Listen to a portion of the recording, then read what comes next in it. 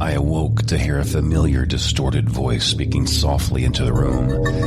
It was Dickens, but it was also 7 a.m. There is a man out there who has been deemed a danger to society. I need you to end his life. Give me 2 more hours of sleep. No name. I'm listening. His name is Jackal Hinders. He's a child sex offender. Do I have your attention now? I quickly sat up in bed, scowling at the thought these pegs still existed. I see I do. I knew the man had eyes everywhere, but how could he see me even in here? There had to have been cameras set up someplace. Jackal was brought to my attention by someone who he raped as a young teenager and is now an adult. She paid me and now I'm ordering you to do the deed. I quickly came to understand that he really did own a whole company dedicated to murder, and I was the one doing all the dirty work. I toyed in my mind the possibility that Dickens used to be like me, but then got old. Too old to carry anything out on his own. Who really knows, though? God knows I'm not allowed to ask any questions. He's been a sick bastard for years then. I said this more to myself than to Dickens, though Dickens confirmed that it was true. He then told me where to find the man. He was currently sitting on a bench slightly away from the playground. He held a pair of binoculars, not to see the birds, but to watch the children play, thinking only of wicked things. There were many monsters at play here, and I was about to be the scariest of them all. I would pose as someone willing to sell him some children. Disgusting, but that's what Dickens told me to do. It would get me to the rapist, so I would play along.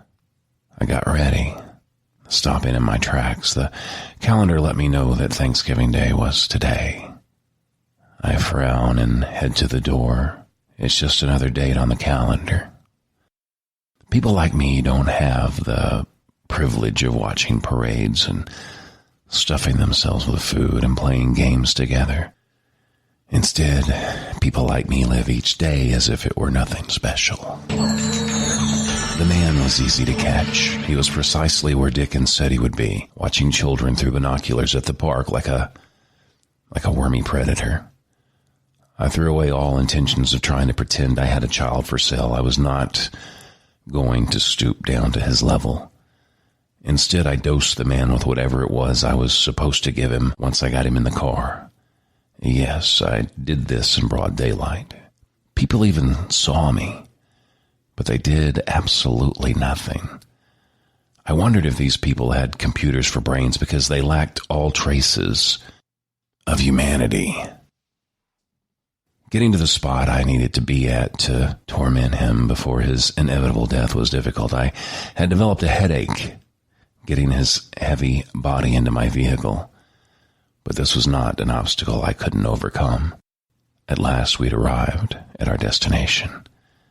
An abandoned shack set up by Dickens just for the kill.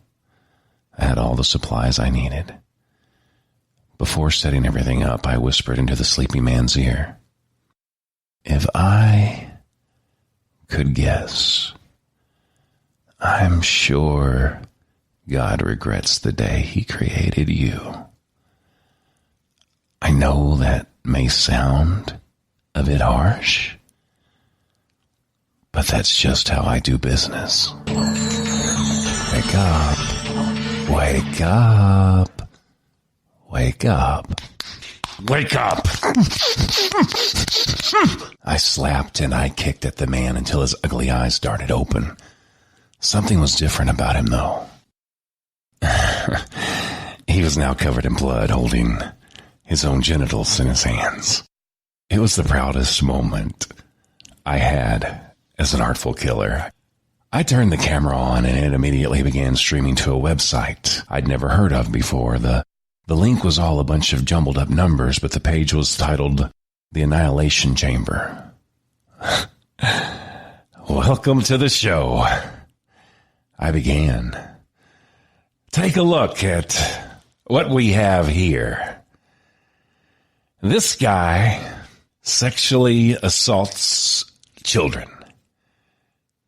And now I'm here to end his life. At once, a small number of dark web users piled into the live stream and started donating Bitcoin, asking me to taunt them. I smiled and I complied, speaking next to the pedophile directly. Don't act like you haven't seen this before. You're just on the opposite end of it. Look, I pulled out a slideshow projector before directing my gaze at the devastated, shaking man holding his own lower extremities.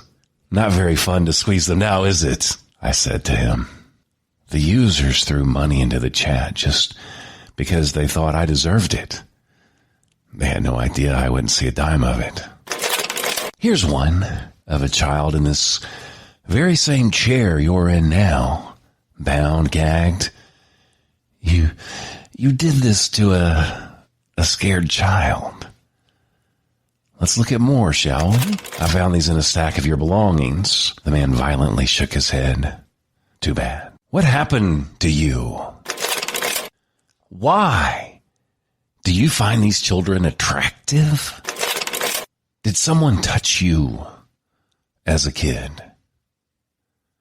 The man squirmed violently as the pictures he himself had taken become more and more provocative and disturbing.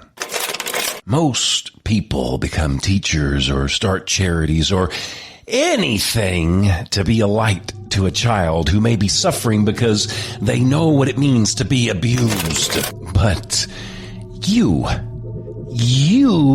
chose to be the monster. What is wrong with you? You like the chubby boys, don't you? Don't you? Sick son of a bitch.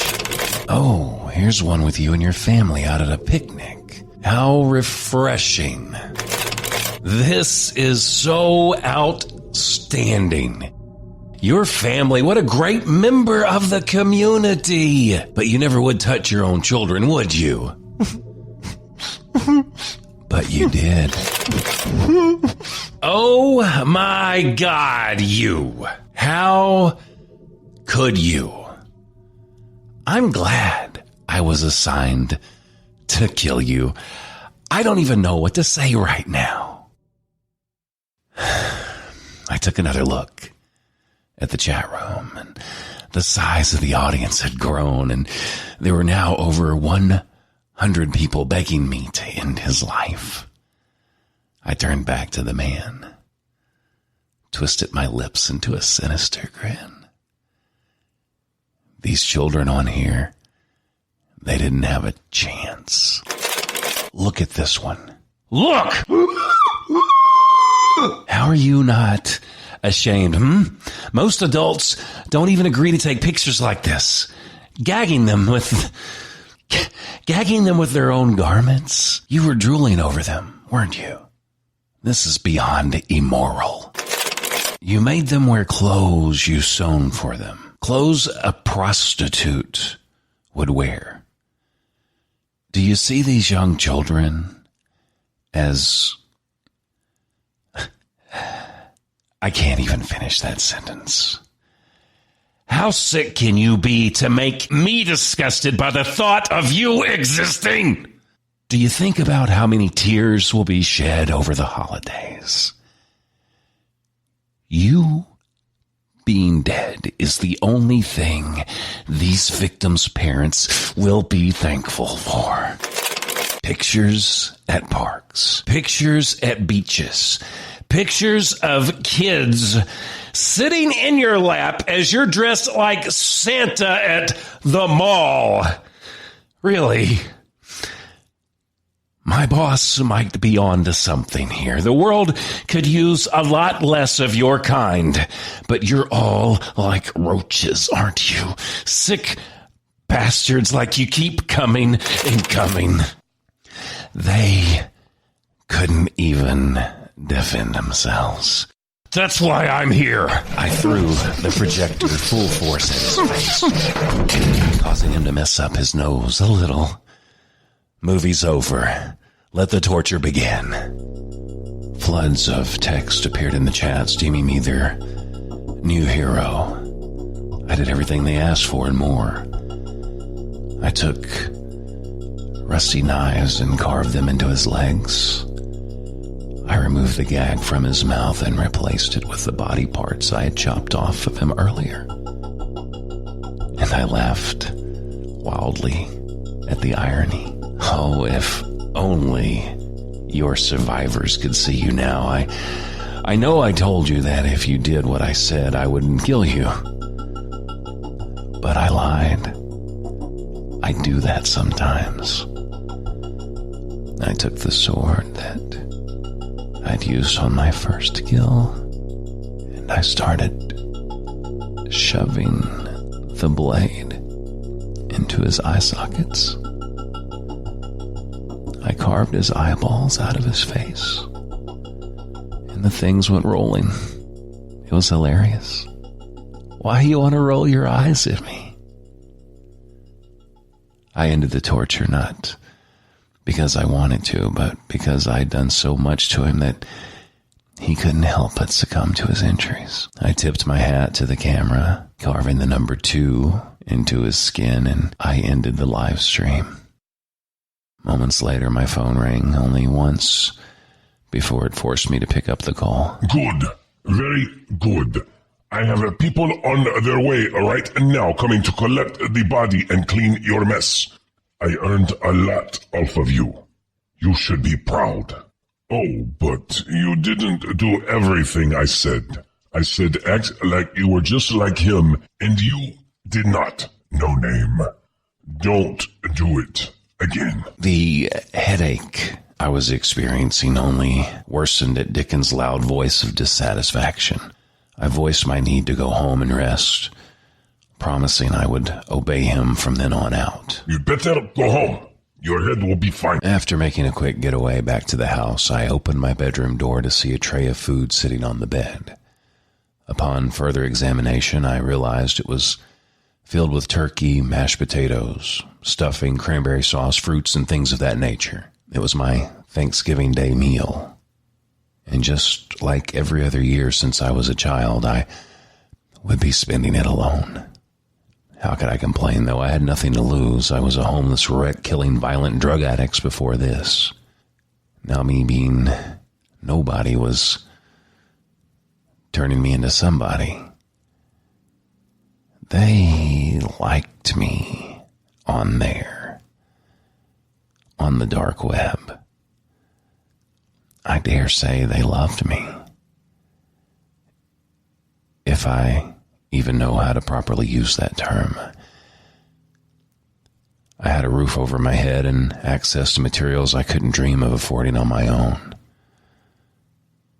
There was also a bottle of wine that sat next to the tray. I lifted it in the air, giving my Thanksgiving Day toast to Mr. Dickens.